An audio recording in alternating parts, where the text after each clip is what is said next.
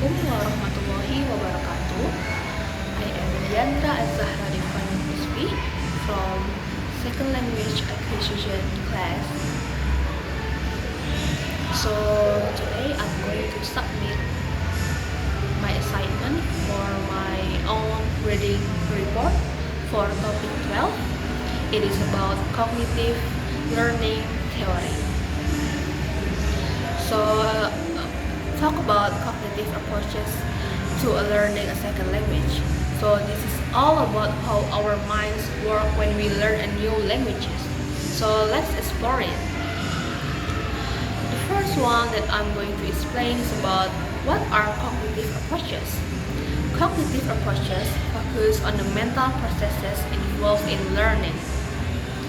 Think of it like this. When you learn a language, your brain is like a computer processing information. It takes in new words and grammar, organizes them, and helps you use them later. The next one, I'm going to talk about the key ideas in cognitive theories. Number one is about information processing. When you learn a language, your brain processes information just like it does for anything else you learn. You pay attention to sounds and meanings, and your brain works hard to make sense of them. Number two is about memory systems. There are two main types of memory that help us learn languages. First one is short-term memory, working memory. This is where you hold information temporarily. For example, when you hear a new word, you keep it in your short-term memory while you try to remember it. The second one is long-term memory. This is where you store information for a long time. Once you have learned a word well enough, it moves from the short-term to long-term memory so you can use it later. Number three is about constructivism.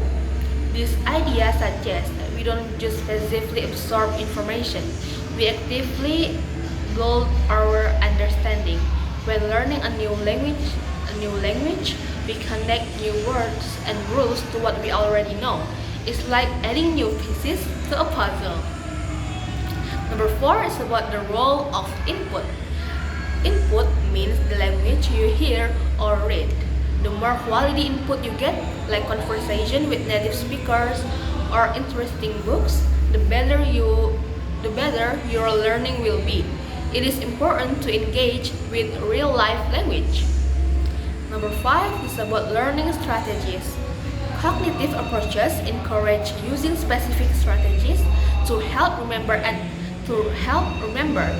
understand the language better. For example, mnemonic devices. These are tricks to help remember vocabulary, like creating funny associations. And then, metacognitive strategies. These involve thinking about your own learning process, like asking yourself what methods work best for you. The next part, I'm going to talk about implications for teaching. So what does this mean for teaching languages?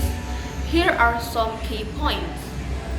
Number one is focus on meaningful context. So instead of just memorizing lists of words, students should practice using language in real conversations. Number two, encourage active learning. Teachers should create activities where students actively engage with the language, like group discussions or role playing. And number three is use technology. Tools like language apps or online videos can provide diverse ways to encounter and practice the language. For example, you can use the website Wordle for improve your vocabulary, and then you can try the spelling bee or strength some something game like that to improve your languages. So in summary, cognitive approaches show us that learning a second language involves important mental processes like processing information and using memory effectively. By understanding these ideas, both learners and teachers can create better strategies for mastering a new language. So that's all from me. Thank you for listening.